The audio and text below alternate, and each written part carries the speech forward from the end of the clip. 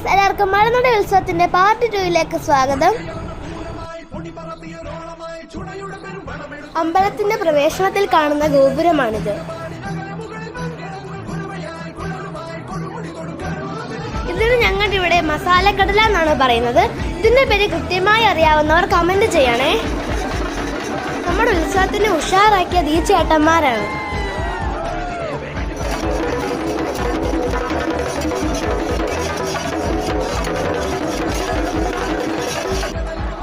മിക്ക അമ്പലങ്ങളുടെ ഉത്സവത്തിലും കാണുന്ന ഗരുഡനാണിത്.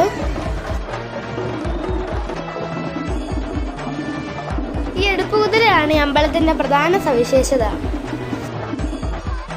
ഓരോ കരക്കാരും അവരുടെ കുതിരയെ എഴുന്നള്ളിക്കും. അടുത്ത വീഡിയോയിൽ കാണുന്നത് വരെ എല്ലാവർക്കും ബൈ ബൈ.